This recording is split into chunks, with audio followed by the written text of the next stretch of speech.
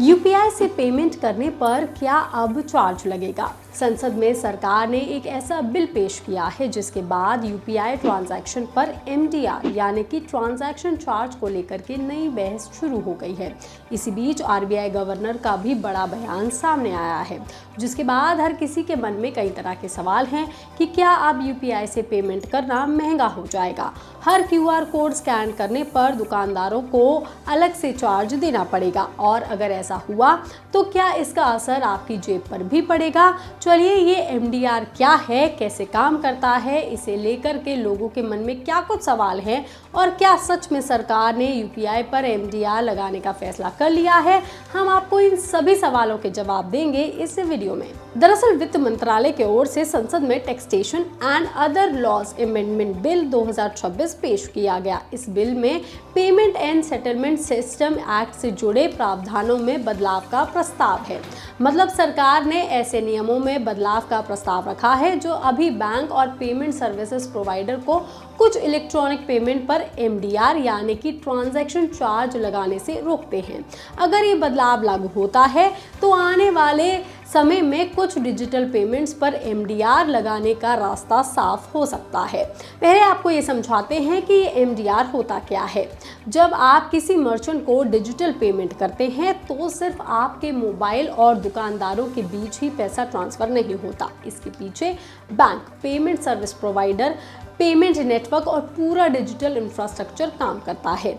इस पेमेंट को प्रोसेस करने, इंफ्रास्ट्रक्चर को मेंटेन करने और सिक्योरिटी देने और पूरे सिस्टम को लगातार चलाने में कॉस्ट आती है। इसी को एमडीआर कहा जाता है। मर्चेंट से डिजिटल पेमेंट को प्रोसेस करने के बदले जो शुल्क लिया जाता है उसे ही एमडीआर कहा जाता है। Credit card, debit card payment में एमडीआर की व्यवस्था पहले से ही मौजूद है, लेकिन यूपीआई को बड़े पैमाने पर बढ़ावा देने के लिए इसे पे टू एम ट्रांजैक्शन पर एमडीआर को 0 रखा गया था। लेकिन अब सरकार यूपीआई पर भी एमडीआर लगाने के बारे में सोच रही है। हालांकि इसका ये मतलब बिल्कुल भी नहीं है कि अभी से ही यूपीआई पेमेंट पर एमडीआर लगाया गया है, क्योंकि मौजूदा व्यवस्था में यूपीआई के पर्सन टू मर्चेंट यानी कि P2M ट्रांजैक्शन पर एमडीआर नहीं लगाया जाता है, क्योंकि सरकार ने डिजिटल पेमेंट को बढ़ावा देने के लिए ये व्यवस्था लागू की थी। और इसी वजह से यूपीआई आज देश में एक छोटे से लेकर के बड़े पेमेंट तक का सबसे आसान तरीका भी बन चुका है।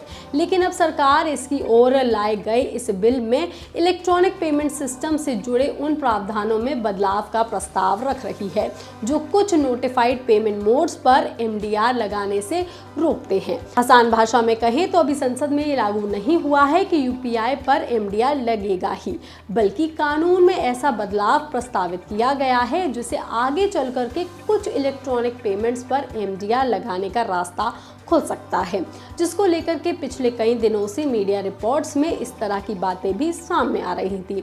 इन रिपोर्ट्स में सबसे ज़्यादा चर्चा 2000 रुपये से ज़्यादा के यूपीआई पेमेंट्स को लेकर के कही जा रही थी। बताया जा रहा था कि सरकार और पेमेंट इंडस्ट्री के बीच ऐसे मॉडल पर चर्चा हो रही है जिसमें 2000 रुपये से ज़्यादा के मर्चेंट ट्रांजैक्शन पर एमडीआर लगाया जा सकता है। इन्हीं रिपोर्ट्स में सूत्रों के हवाले से कई बार बताया गया कि अगर एमडीआर की व्यवस्था वास्तव में आती है तो इसका फोकस आम लोगों के हर यूपीआई पेमेंट पर नहीं होगा, बल्कि खास तौर पर बड़े मर्चेंट ट्रांजैक्शन पर हो सकता है, क्योंकि एमडीआर का भुगतान आमतौर पर मर्चेंट ही करता है। अगर उन्हें हर यूपीआई ट्रांजैक्शन पर अतिरिक्त शुल्क देना पड़ेगा तो ये उनके लिए एक नई ऑपरेशनल कॉस्ट बन जाएगी, यानी कि उनके कारोबार का खर्च बढ़ जाएगा, और जब कारोबार का खर्च बढ़ता है तो उसका असर कहीं ना कहीं बिजनेस के मुनाफे पर भी पड़ता है। लेकिन एक्सपर्ट्स का ये भी मानना है कि शुरुआत में कई बड़े व्यापारी शायद इस लागत को खुद वहन कर भी ले, लेकिन लंबे समय तक ऐसा करना आसान नहीं होगा। ऐसी स्थिति में या तो ग्राहकों को मिलने वाले ऑफर और डिस्काउंट कम हो सकते हैं, या फिर सामान और सेवाओं की कीमतों में बढ़ोतरी देखने को मिल सकती है, और इसी से एमडीआर वसूला जाएगा। यानी कि अगर एमडीआर लागू होता है तो इसका ज़्यादातर असर आखिरकार ग्राहकों की जेब पर ही आकर के पड़ जाएगा। लेकिन आप सोच रहे होंगे कि अभी तो यूपीआई से पेमेंट करने पर कोई चार्ज नहीं लगता है, तो फिर अचानक एमडीआर की जरूरत पड़ ही क्यों रही है, इसकी चर्चा क्यों हो रही है? दरअसल इंडस्ट्री एक्सपर्ट्स का ये भी कहना है कि यूपीआई का इस्तेमाल लगातार तेजी से बढ़ रहा है। ऐसे में पेमेंट व्यवस्था को बनाए रखने, नई टेक्नोलॉजी को विकसित करने और सिस्टम को सुरक्षित रखने के लिए कंपनियों के पास एक सस्टेनेबल इनकम मॉडल होना भी जरूरी है। हालांकि बहस इस बात पर नहीं है कि कंपनियों को कमाई होनी चाहिए या नहीं, बल्कि इस बात पर है कि आखिर इसका जो वित्तीय बोझ है वो कौन उठाएगा और इसका असर आखिरकार किस पर पड़ेगा। जो हम आपको बता चुके हैं कि एक्सपर्ट्स कह रहे हैं कि ये बोझ ग्राहकों पर ही पड़ेगा। तो सबसे पहले असर मर्चेंट यानी कि दुकानदारों और कारोबारियों पर पड़ेगा, मगर इसके असर से छोटे व्यापारी, किराना दुकानदार, सब्जी विक्रेता और उन छोटे कारोबारियों को भी नुकसान होगा जिन्होंने पिछले कुछ सालों में डिजिटल पेमेंट को तेजी से अपनाया है और यूपीआई को भी अपनाया है। इन कारोबारियों के यहाँ अक्सर छोटे छोटे अमाउंट के ट्रांजैक्शन होते रहते हैं। ऐसे में एमडीआर की मामूली दर भी उनके लिए मुनाफे को प्रभावित कर सकती है और हो सकता है कि कुछ व्यापारी यूपीआई पेमेंट लेने से भी बचने लगे और धीरे धीरे पूरे डिजिटल सिस्टम में बदलाव आ सकता है, जिसको लेकर के लोगों में ज्यादा बेचैनी बनी हुई है। हालांकि इसी बीच आरबीआई गवर्नर का भी बयान सामने आया है। उन्होंने कहा है कि यूपीआई लेन देन पर मर्चेंट डिस्काउंट रेट यानी कि एमडीआर लगाने के मुद्दे पर अभी जल्दबाजी में कुछ नहीं कहा जा सकता है। पेमेंट सिस्टम पर अभी भी विचार विमर्श जारी है, जिसने कई छोटे मोटे लेन देन के लिए कैश की जरूरत को कम करने में मदद की है। उनका ये भी कहना है कि रिजर्व बैंक का फोकस यूपीआई को ज्यादा से ज्यादा अपनाने पर है। सरकार अभी भी संशोधन कर रही है। मतलब साफ है कि यूपीआई पर एमडीआर लागू करने को लेकर के अभी सिर्फ चर्चा हो रही है और फिलहाल इस पर कोई अंतिम फैसला नहीं हुआ है। लेकिन अगर भविष्य में ऐसा कोई फैसला लिया जाता है तो इसका असर केवल पेमेंट कंपनीज तक सीमित नहीं रहेगा, बल्कि सब पर ही पड़ेगा। वहीं हम आपको बता दें कि आज करोड़ों लोग बिना किसी अतिरिक्त शुल्क के यूपीआई से पेमेंट करने के आदी हो चुके हैं।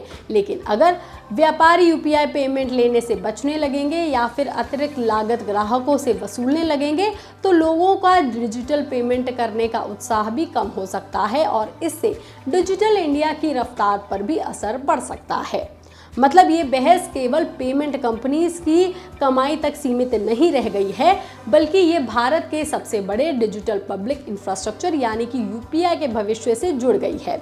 आज यूपीआई सिर्फ एक पेमेंट सिस्टम नहीं है, बल्कि ये देश की डिजिटल इकोनॉमी की मजबूत नींव बन चुकी है। ऐसे में ज़रूरी है कि बैंक्स और पेमेंट कंपनीज और बाकी सभी संस्थानों के पास सिस्टम को बेहतर बनाने और सुरक्षित रखने के लिए पर्याप्त संसाधन भी हों।